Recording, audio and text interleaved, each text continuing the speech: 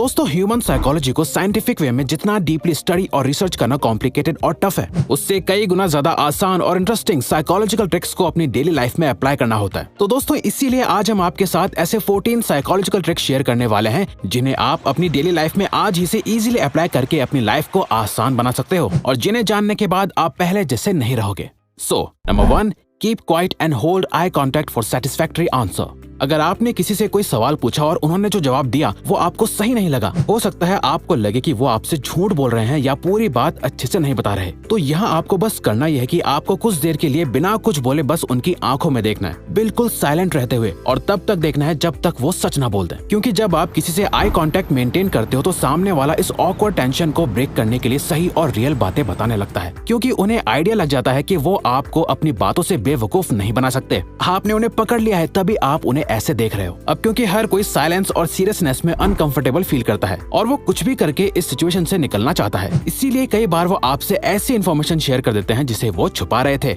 Yon to find out who is watching you.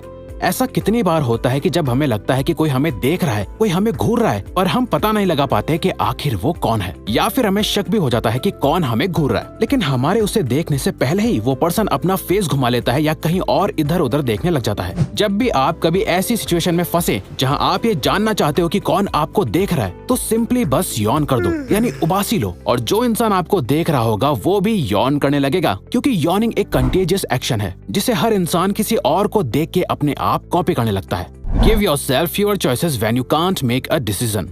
दोस्तों क्या आप भी एक से ज्यादा चॉइसेस के बीच में कंफ्यूज हो जाते हो कि आपको क्या और कौन सा चुनना चाहिए? तो ये ट्रिक आप ही के लिए है। हमें लगता है कि हमारे पास जितनी ज्यादा इन्फॉर्मेशन और चॉइसेस होंगी हम उतने ही बेटर डिसीजन ले पाएंगे, पर ऐसा नहीं है। साल 2000 में psychologists Sheena Iyengar and Mark Lepper ने एक रिसर्च पब्लिश करी थी जहाँ उन्होंने एक जैम के 24 वेरिएंट्स को $1 ऑफ प्राइस पे सेल करे और अगले दिन उन्होंने सिर्फ 6 वेरिएंट्स ही रखे। इससे हुआ ये कि पहले दिन लोगों की भीड़ तो वहाँ आई, लेकिन 24 वेरिएंट्स में से एक चूज करना लोगों को इतना मुश्किल लगने लगा कि उन्होंने कुछ खरीदा ही नहीं। वहीं अगले दिन बहुत कम लोग ही उस जैम को देखने आए, पर पहले दिन के मुकाबले दूसरे दिन जैम की सेल्स ज्यादा हुई, जिससे ये साबित हुआ कि हम अपने आप को जितनी ज्यादा चॉइसेस देंगे हम उतना ही ज्यादा टाइम और एनर्जी वेस्ट करेंगे, और उसके बाद भी ज्यादा चांस इस बात के हैं कि आप गलत ऑप्शन चूज करोगे। इसीलिए खुद को हमेशा कम ऑप्शन दो और उनमें से ही सोच समझकर डिसाइड करो। दोस्तों अगर हम अपनी बात करें तो हम 2 ऑप्शन से ज्यादा ना रखने का ही ट्राई करते हैं, उससे ज्यादा नहीं। For quick decision making, check eye color for instant charisma.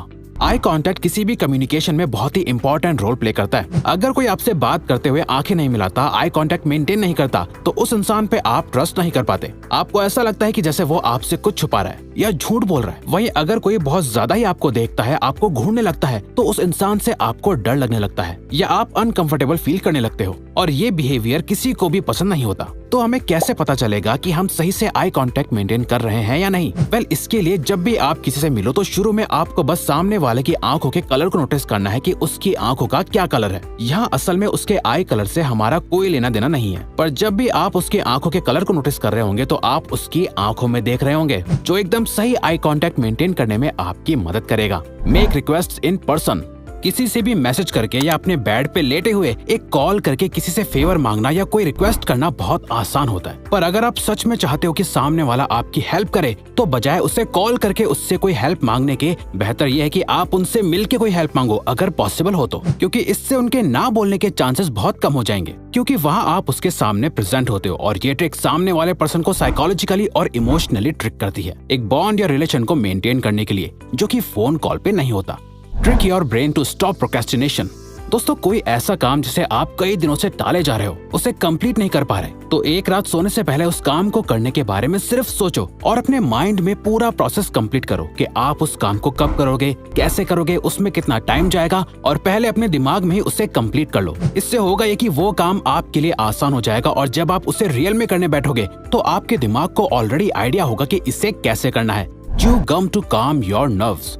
अगर आप स्टेज पे कोई स्पीच देने जा रहे हो या आपका कोई इंटरव्यू है या किसी के साथ डेट पे जाना है जिस वजह से आप बहुत ज्यादा नर्वस फील कर रहे हैं, आपको एंजाइटी हो रही है तो जाने से पहले च्युइंग गम खानी चाहिए, क्योंकि एक स्टडी में 100 स्टूडेंट्स पे एक एक्सपेरिमेंट करा गया था, जहां जो बच्चे एग्जाम से पहले च्युइंग गम खाकर आ रहे थे उन्होंने बाकी बच्चों से अच्छा परफॉर्म करा था। ऐसा इसलिए होता है क्योंकि च्युइंग गम खाना हमारे लिए एक रिलैक्सिंग एक्सपीरियंस होता है, जिससे हमारे ब्लड में स्ट्रेस हार्मोन कॉर्टिसोल का लेवल कम हो जाता है, जो हमारे माइंड को ट्रिक करके हमें ज्यादा कॉन्फिडेंस फील कराता है। Eliminate haters by asking for a small favour. अगर आपको ऐसा लगता है कि कोई पर्सन आपको पसंद नहीं करता या आपको हेट करता है और आप इस हेट को अपनी लाइफ से निकालना चाहते हो, तो उसके लिए आप दो चीजें कर सकते हो। या तो आप उस इंसान को ही अपनी लाइफ से निकाल दो या उसके हेट को खत्म कर दो। और इसके लिए इस साइकोलॉजिकल ट्रिक का यूज करो। उस पर्सन से कोई भी छोटा सा फेवर मांगो, जैसे सिंपली एक पेन मांगना। अब अगर वो आपको बहुत ही ज्यादा हेट करता होगा तो वो आपको सीधा मना कर देगा, या अगर वो पर्सन आपको पेन देता है तो इससे वो अपने दिमाग में आपके लिए परसेप्शन को चेंज करने लगेगा। वो आपके बारे में सोचेंगे कि आप शायद इतने भी बुरे नहीं हो जितना उन्हें लगता है, तभी तो आपने उन्हें फ्रेंड समझ के उनसे हेल्प मांगी। Trick yourself into a good mood.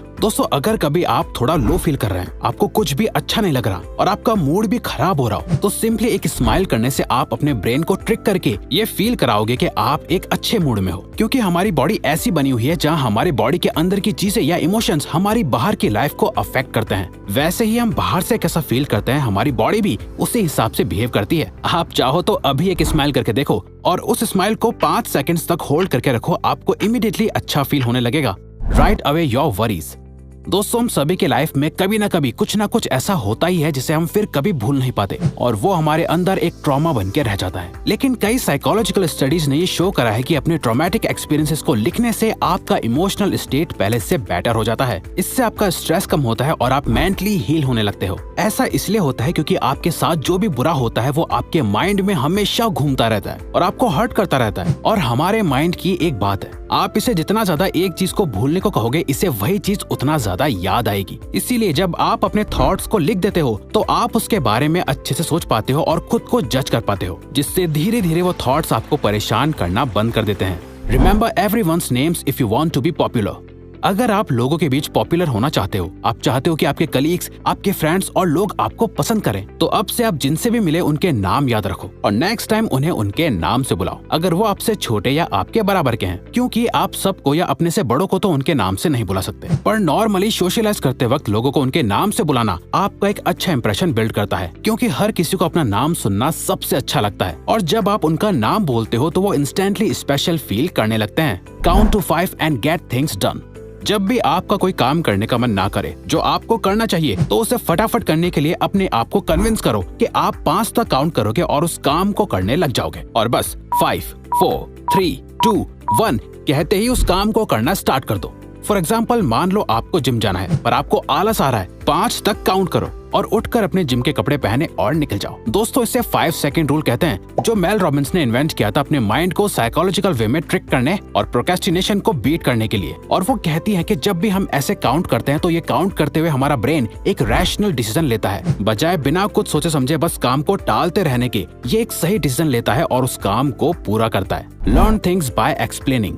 कोई भी चीज सीखने का या उसे याद रखने का सबसे बेस्ट तरीका है उसे किसी और को समझाओ, क्योंकि जब भी हम कोई नई चीज सीखते हैं तो हम कई सारी नई इन्फॉर्मेशन अपने ब्रेन में डालते हैं और कोई भी नई चीज को समझना हमारे ब्रेन के लिए बहुत कॉम्प्लिकेटेड होता है। वहीं जब हम इस कॉम्प्लिकेटेड चीज को किसी और को सिखाते हैं, उसे एक्सप्लेन करते हुए हम खुद चीजों को सिंपल करने लगते हैं, जिससे वो हमारी मेमोरी में और भी स्ट्रॉन्ग हो जाता है। Use colours to be more productive. आप जहाँ बैठकर काम कर रहे हो वहाँ का एनवायरनमेंट कैसा है, वहाँ की दीवारों का कलर कैसा है, ये आपकी प्रोडक्टिविटी को बहुत हद तक अफेक्ट कर सकता है। और मॉडर्न साइकोलॉजी के अकॉर्डिंग अगर आप अपने आसपास एक प्रोडक्टिव एनवायरनमेंट क्रिएट करना चाहते हो तो आपको अपने आसपास ब्लू कलर का सबसे ज्यादा यूज करना चाहिए। इनफैक्ट ब्लू और ऑरेंज कलर न ही आपको ज्यादा प्रोडक्टिव बनाता है बल्कि आपके मूड और इमोशंस को भी बैलेंस रखता है। तो अगर आपको ये वीडियो अच्छी लगी तो वीडियो को लाइक और चैनल को सब्सक्राइब करके हमें सपोर्ट करो और बेल नोटिफिकेशन ऑन कर लीजिएगा ताकि आप आने वाली वीडियोस मिस ना कर पाओ। Thank you for watching.